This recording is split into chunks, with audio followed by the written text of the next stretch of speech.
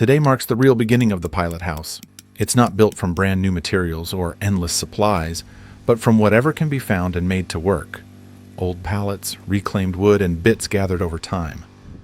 It comes together slowly, through patience, a lot of trial and error, and a constant need to adapt.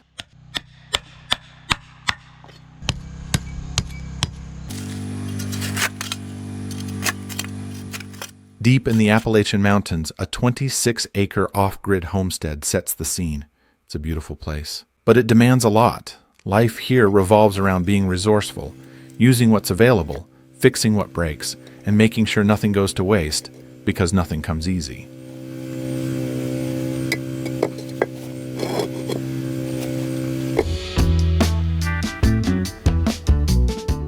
At the center of it all is a family. Josh and Celia take it on together, with their kids Ivy and Heesh right there beside them. Everyone has a role to play.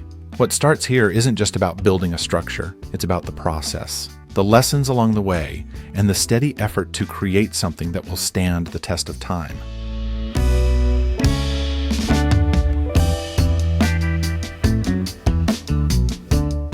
After the pillars are in place, the anchors take over. They're the vital connection between the foundation and everything that will be built on top. Small pieces of pallet wood are temporarily attached to the tops of the anchors, holding the bolts perfectly centered while the concrete is poured, keeping everything aligned. In a pallet house, these anchors are critical. Without them, the walls could shift, warp, or even pull away from the base over time.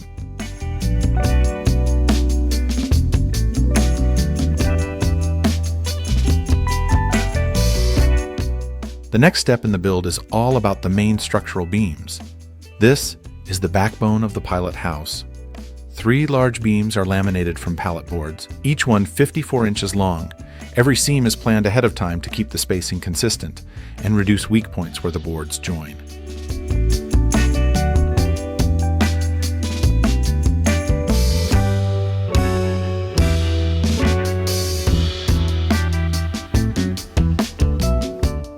Each beam is built with purpose. One end is cut square and flush, giving a precise surface for immediate attachment, while the back end is left staggered, making it easier to adjust or expand later. The boards are held together with a mix of screws and nails. To strengthen any weak spots, mending plates are added to the outside faces of the beams, giving them extra support and stability.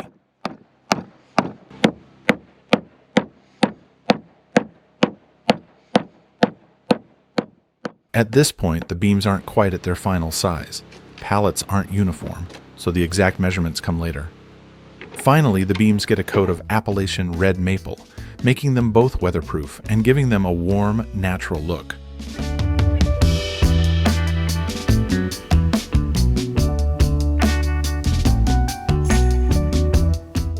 With the beams ready, Josh widens the anchor holes just enough to thread the cables for positioning.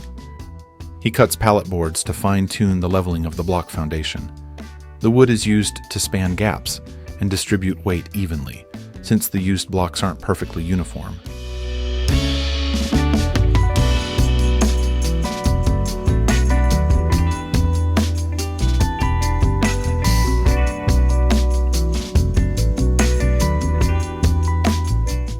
Building with pallets is tricky, especially when you want things to be precise.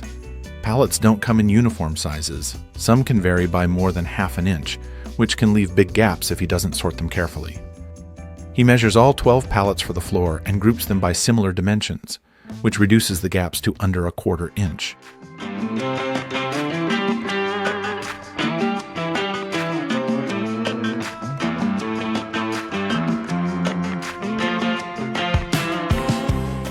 Even with these challenges, pallet wood shows its strength. It's often tougher than traditional stick-built construction, but it takes careful planning and plenty of patience. For this build, he uses both nails and screws. He prefers screws because they provide compression and a little flexibility when working with imperfect pallet wood.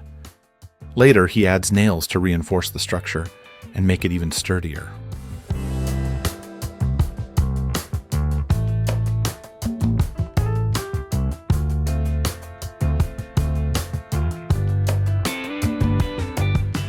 Despite the challenges, pallet wood proves incredibly strong, often stronger than traditional stick-built construction.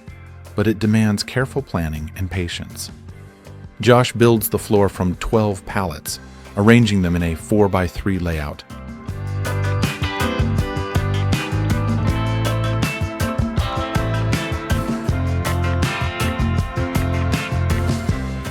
He cuts 2 of the pallets in half to create staggered seams. This stagger isn't just for looks.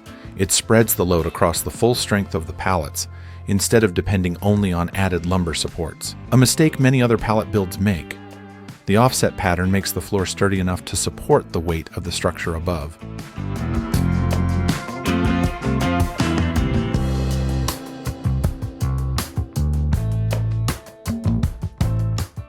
To make sure the pilot house rests on a truly solid foundation, he reinforces the pallet floor with a sturdy perimeter frame. He carefully mounts wooden boards along the edges, creating a continuous border that will anchor the rest of the structure.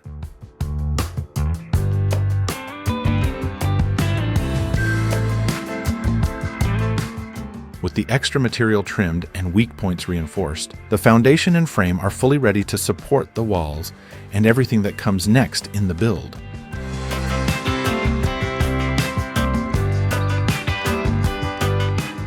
The creator adds a protective layer of plastic to the floor. It's a simple step, but it makes a big difference. It keeps the wood clean and dry, preserves the floor's strength, and prevents early wear that could weaken the structure down the line.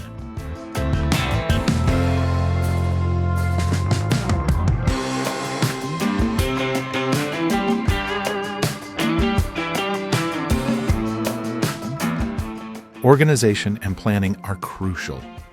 The pallets should be sorted into categories based on their quality, where they'll be used, and the roof's eventual pitch.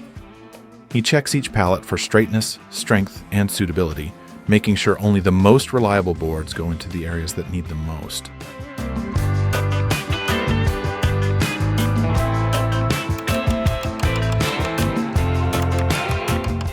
The lower sections of the walls carry the most weight, so Josh picks the 6 best pallets for this foundational layer.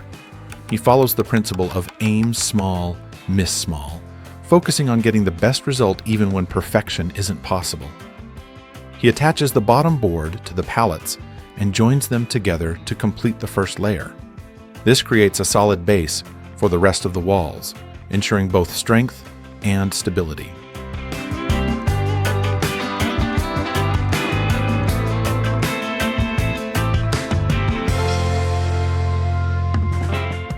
Oak is incredibly strong, giving the house a durable, sturdy base of walls, but it's tough to work with, especially when driving nails.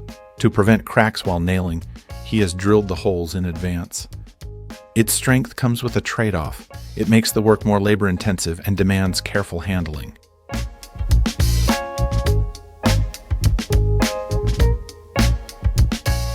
He leaves the center section of a middle pallet unnailed to make space for a door.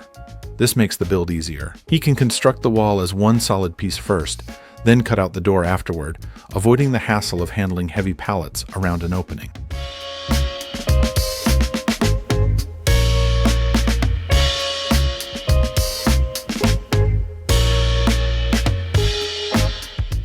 The walls rise upright on the pallet floor. He checks their alignment and adds small shims to make sure everything is perfectly straight.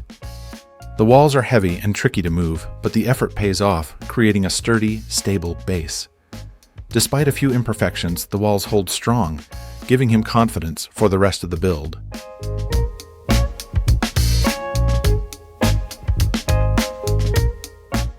At key cuts and joints, a generous layer of waterproof wood glue is applied.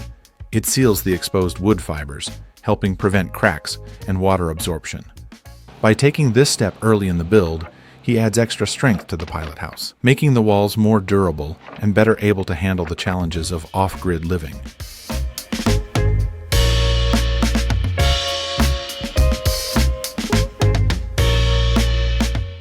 Not every piece fits as expected. Some boards need trimming, others have to be reshaped, and a few get swapped out entirely. Instead of chasing perfect alignment, he sometimes accepts small gaps, knowing he'll reinforce them later. That's when the reality of building with pallets really sets in. creativity matters just as much as planning.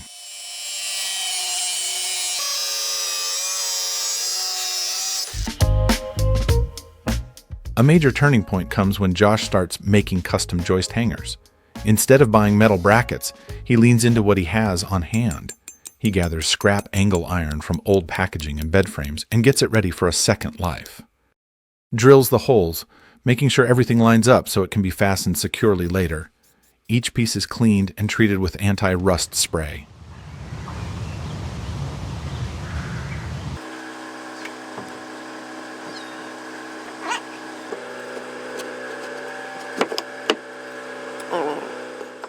What used to be scrap slowly turns into something essential. These joist hangers aren't just functional, they're made specifically for this build. Even the nails get modified when needed, adjusted to work better with the reclaimed materials and the quirks of the project. It's a moment that really sums up the whole approach. Use what's available, adapt as needed, and build with intention.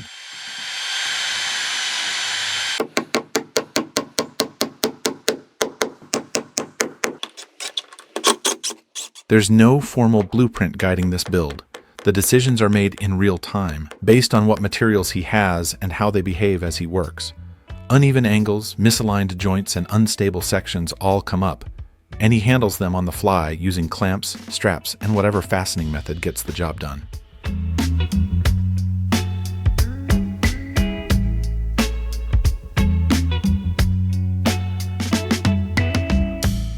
At its core, this project isn't just about putting up a structure. For Josh, it's about showing that you can still move forward, even with very little to work with. He doesn't wait for perfect materials or ideal conditions. He adapts, using what he has and making it work. The result isn't perfect. It's a bit rough around the edges, a little unconventional, but it works.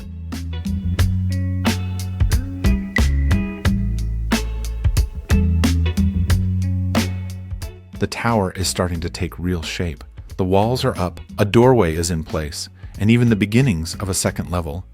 It's not a finished house yet, but it's a big step forward. More than that, it shows what persistence and problem solving can really do, turning materials most people would overlook into something solid and meaningful.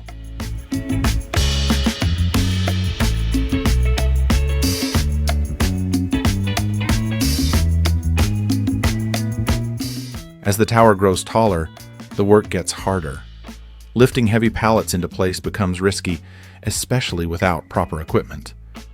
To make things safer, he decides to build the second level early, not just because it's part of the design, but also to reduce climbing and make the work more manageable. Even then, working at height adds its own challenge, making every step more demanding than the last.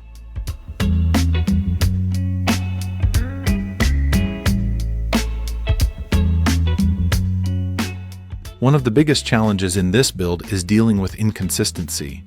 No two pallets are alike. Size, shape, and condition all vary, so nothing fits perfectly. Boards bow, twist, and differ in thickness, requiring constant adjustments. Rather than chasing perfection, the creator works with controlled imperfection, trimming boards when needed, accepting small gaps, and reinforcing weak spots with extra layers of wood.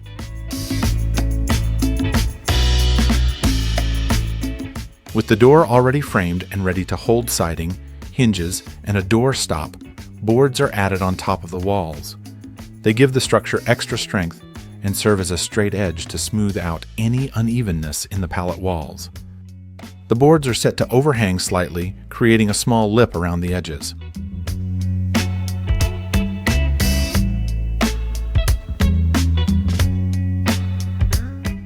Josh starts by adjusting the roof joist to line up perfectly with the wall studs, making sure every connection is secure and evenly spaced. He adds extra trusses, not because he has to, but as a deliberate measure of overkill, strengthening the framework to prevent sagging or misalignment under the weight of the living roof.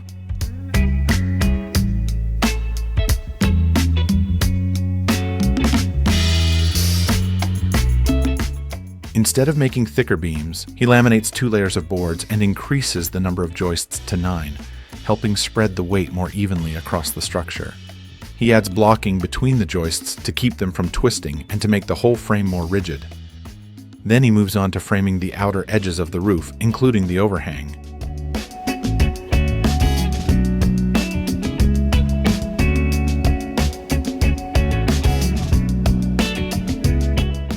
Sheeting the roof turns out to be the most labor-intensive part. He works through it one board at a time, cutting, positioning, and nailing each pallet piece to create a continuous surface. It takes a lot of time, mostly because the boards are small and never quite consistent.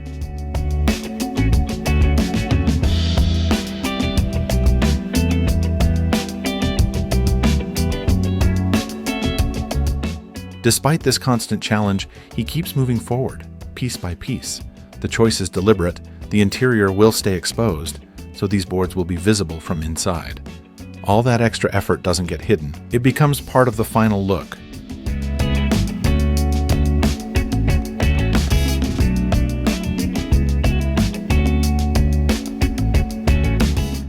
Once the sheeting is done, the house wrap is installed.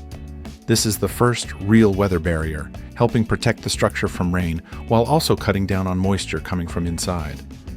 It wraps the entire surface, sealing things up and adding a layer of protection that the raw wood alone can't provide.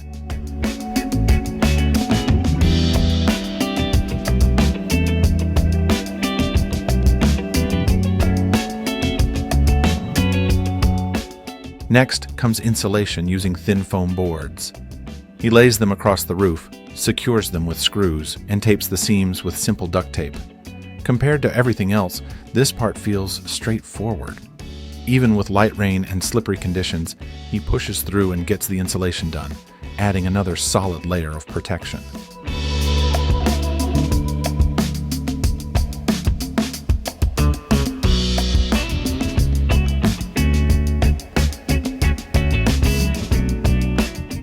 The roof is then covered with a soft underlayment. This cushioning layer serves several purposes. It protects the waterproof membrane from sharp edges or uneven spots in the joists, preventing punctures or damage. And it adds a thin layer of insulation to help regulate the temperature inside the house.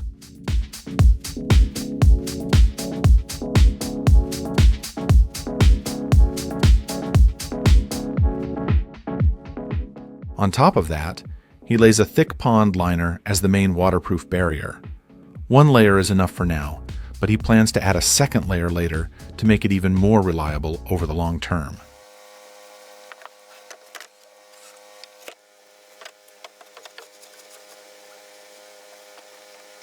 Out on the off-grid mountain homestead, the focus shifts to building a fully functional A-frame chicken coop made entirely from reclaimed pallets. Josh uses the remaining pallets to build the run. He keeps the lower sections tight and fully boarded to block predators while opening up the upper sections by removing some slats.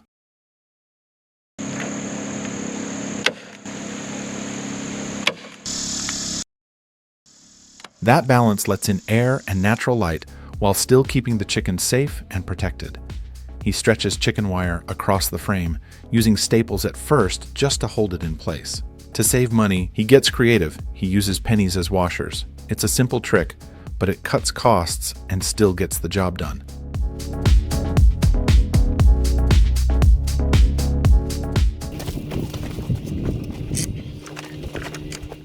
With the panels ready and the base set, he lifts everything into place and starts assembling the A-frame. Out here, progress doesn't happen all at once. He builds the coop over time, fitting it in alongside everything else that needs to get done. Instead of rushing, he stays consistent. And that's what makes a project like this manageable, one step at a time.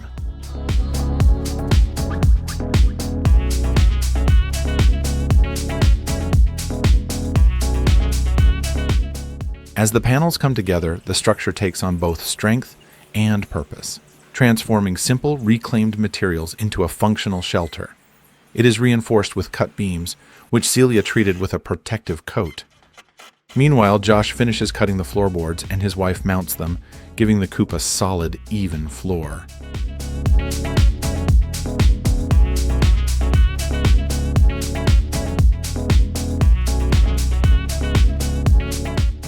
As the build moves forward, it becomes clear that not every cut or attachment is perfectly clean or precise.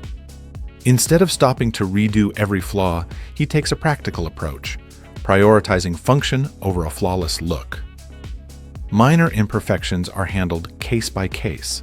Some are cleverly hidden in joints or under overlapping boards, while others are simply left as they are.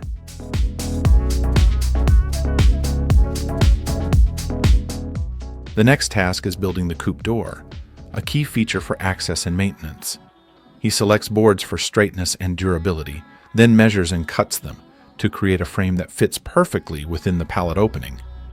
He positions each board carefully, making sure the door will swing smoothly without binding or leaving gaps that could let in drafts or predators.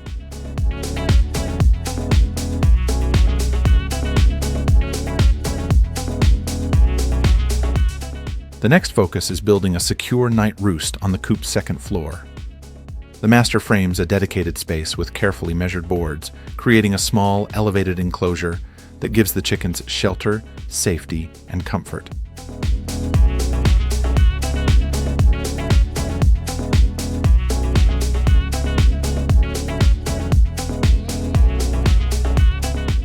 To give the chickens easy access to the second floor night roost, a small ladder is built and installed. He measures and cuts the boards, spacing the rungs evenly so the chickens can climb safely without slipping. Then, he applies a layer of weather-resistant finish to all the boards and rungs, protecting the ladder from moisture, rot, and wear from constant use.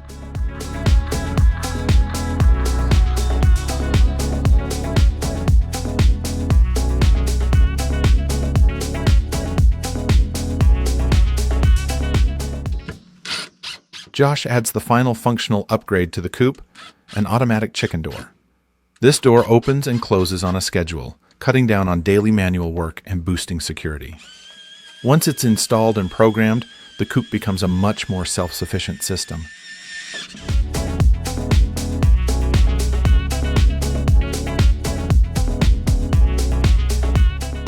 It was unbelievably cheap, the kind of project that makes you wonder why anyone spends more. But for something that looks so simple, it turned out to be far more complex than expected.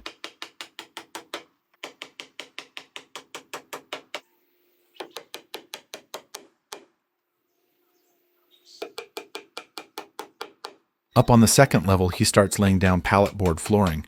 The first real step is sorting. He spreads all the boards out and groups them by width. At a glance, they look the same, but they're not. Each one has its own slight variation, its own imperfections.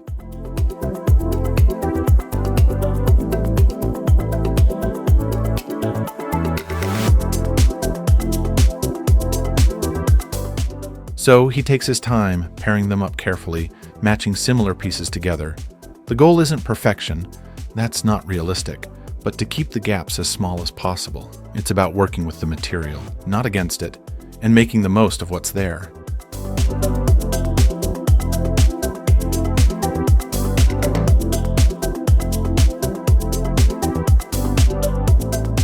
The pallet boards don't quite line up perfectly, but after a bit of measuring and counting, it's pretty clear. 4 of them have to go to make a clean opening.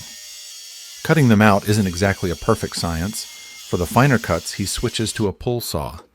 It's slower, but gives him a lot more control. On the inside, he tries to keep things looking a bit cleaner, even if it's still far from perfect.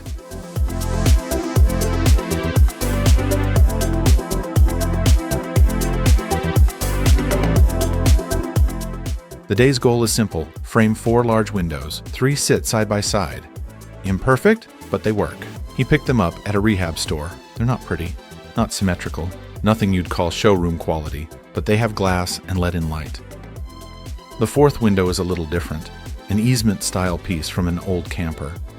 It's practical, too, a second-story escape route, just in case.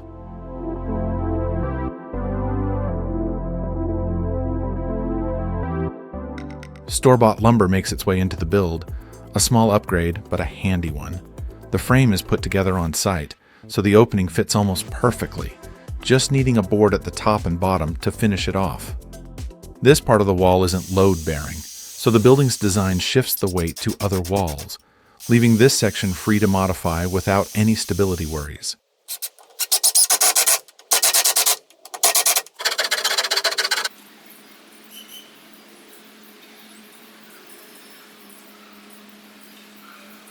Piece by piece, board by board, the frames start to take shape. The rough openings are now defined, squared, and ready to hold the windows securely. It's not perfect, and it was never meant to be. But it's solid, it works, and it's built with persistence, and that counts for a lot.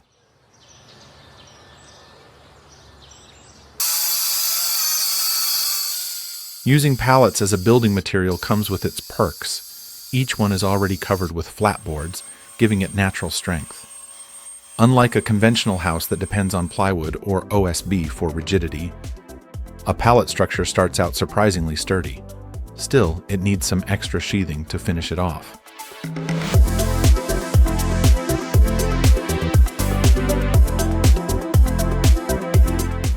Before installation, the rough side of the OSB sheets was painted white. It made sense to do it first. Rolling paint over a full sheet is much easier than trying to reach the tiny exposed sections between pallet boards later.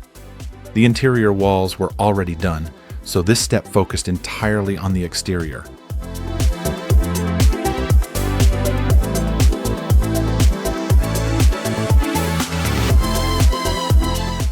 Going straight to foam board insulation might seem like the easy move, but there were two good reasons for adding the OSB layer first. The first was childproofing. Small kids could easily pull out exposed insulation, leaving the walls vulnerable. The OSB acts as a sturdy, tamper-proof barrier.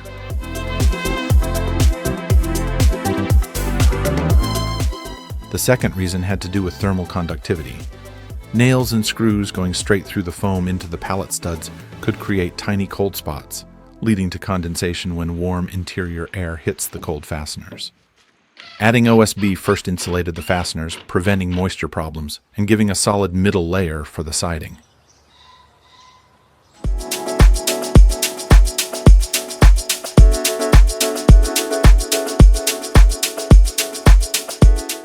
As the OSB goes up, adjustments are made to fill gaps and keep the surfaces flush.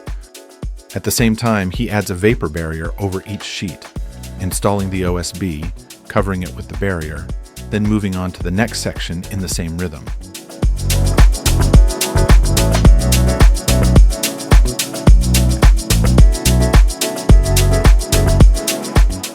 The barrier helps keep moisture out, protecting both the insulation and the pallet walls from condensation and potential rot. Work continues steadily despite winter winds and rain, each layer of OSB and barrier slowly building a stronger, more weatherproof structure.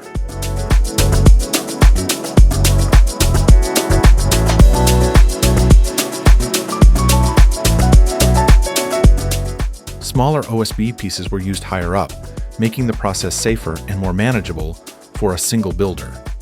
Handling full sheets that high off the ground would have been awkward, heavy, and risky, especially in winter winds. Using smaller sections allowed him to position and secure each piece more easily, reducing the chance of slips or mistakes.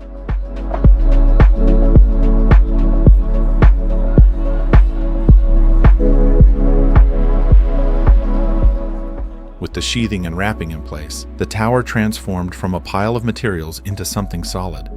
It was starting to feel like a real structure, strong, sturdy, and ready to stand tall and serve its purpose.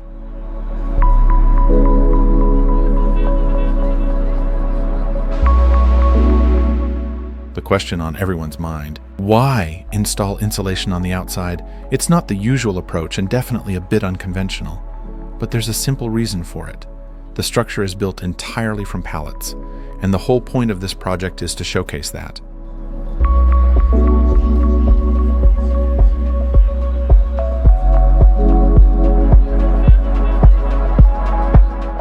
By keeping the insulation on the outside, the unique character of the pallets, every knot, crack, and imperfection stays visible.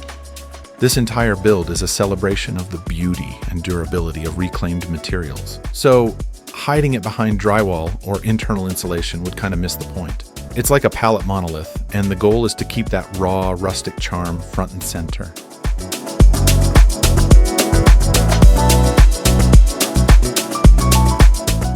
When it comes to insulation, foam board is the most budget-friendly choice.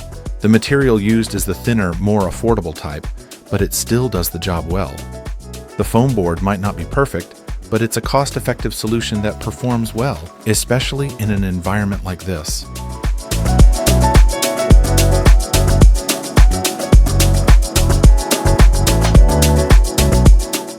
Getting the foam board into place isn't without its challenges. The boards are fragile, so extra care is needed to avoid damage during installation. Screws are used to secure the boards because they're easier to handle than nails. With the foam board, the goal isn't just insulation, it's also making sure the seal is perfect. Gaps and drafts can completely undo the purpose of insulating.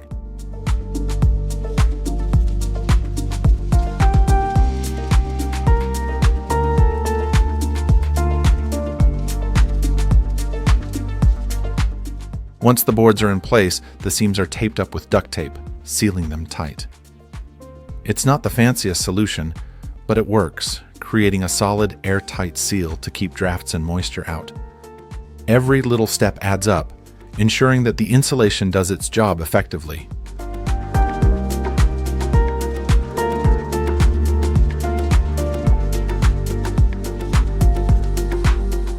Even with all the insulation in place, the most important factor is sealing up drafts. No matter how good the insulation is, if there are gaps or cracks where air can escape, the structure won't stay warm.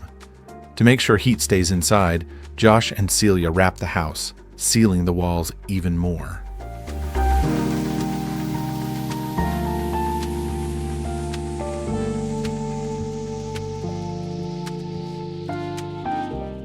As the wrapping goes up and the walls start taking shape, it's clear this is a building with character, cost-effective materials, and a lot of careful thought behind every decision. While the insulated and wrapped walls aren't breathable when properly sealed, the house forms a solid, weatherproof barrier that keeps the elements out and the warmth in.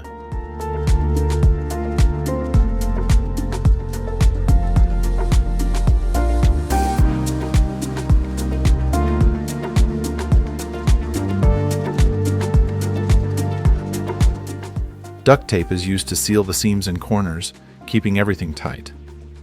There's a brief moment of hesitation about whether to run a layer of tape around the window frames too, just to create a bit of separation between the metal and the wrap. In the end, it feels like the right call. That extra layer helps prevent wear from friction and movement, even if it seems like a small detail.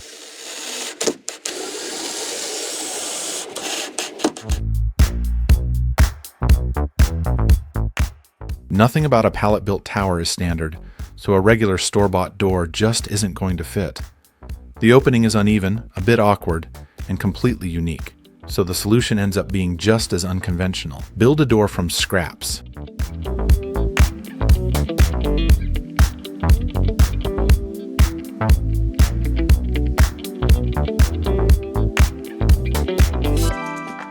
He starts with whatever's on hand. A few old beams from some long-forgotten project become the frame, cut to size and screwed together with long, sturdy screws. There's no fine carpentry here, just putting things together in a way that's strong enough to hold and shaped to fit the opening.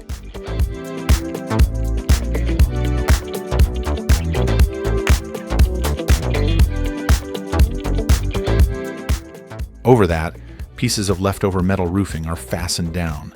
None of them really match. Odd shapes, rough edges, nothing uniform, but together they form a solid outer layer.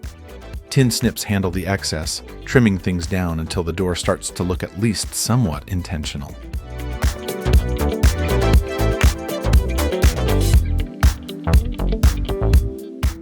Raw metal edges aren't exactly forgiving, so a length of fuel hose is split and fitted along the leading edge of the door.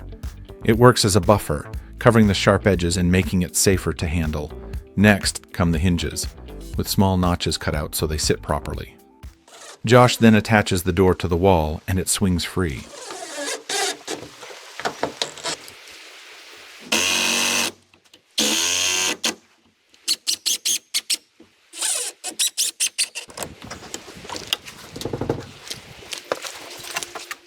For insulation, some thin foam boards are added to the door. The finished result isn't pretty. The materials don't match, the cuts aren't exact, and every piece looks like it came from a different place. But it works. It's insulated. It opens and closes.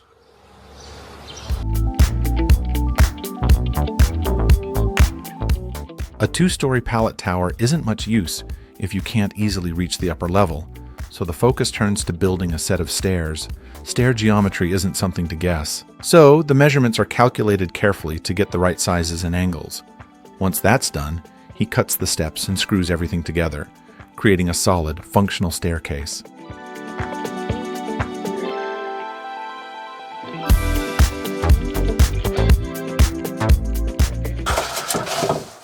Even with minimal materials, these additions make a big difference.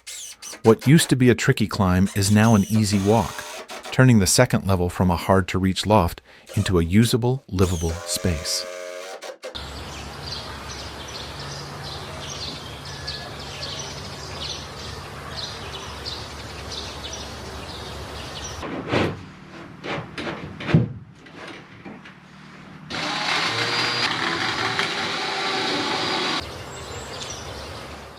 The material for railing comes straight from the surrounding forest.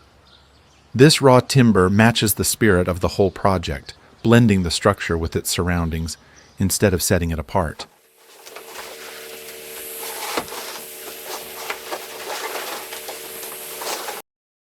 Josh rolls out and staples down a layer of 3mm foam board with a foil side. It adds a bit of thermal protection and helps keep moisture in check. Instead of hunting down more pallets, he picks up 4 sheets of plywood from town.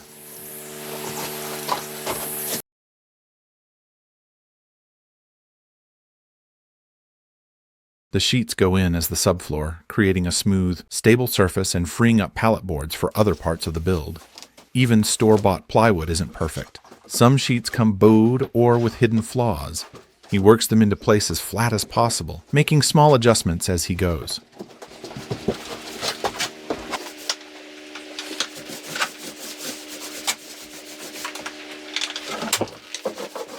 Once everything's down, the surface gets coated with boiled linseed oil, applied in several passes. It soaks in and seals the wood, helping protect it from moisture. It's a simple, low-tech step, but it goes a long way in extending the life of the subfloor, especially in a place with temperature swings and off-grid conditions.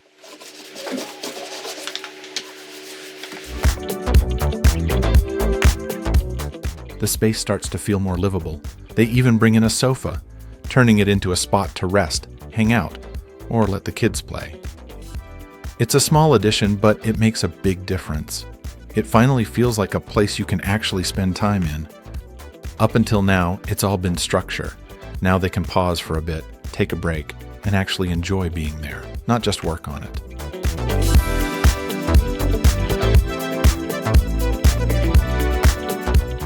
It may have started as an experiment, but it's become something else entirely. A reminder that you don't need perfect materials or perfect plans to build something meaningful. Sometimes all it takes is showing up, working with what you have, and not giving up on the process. If you enjoyed this project, be sure to subscribe to our channel and keep an eye out for more exciting videos coming soon. Hit the bell, give this video a thumbs up, and share your ideas in the comments.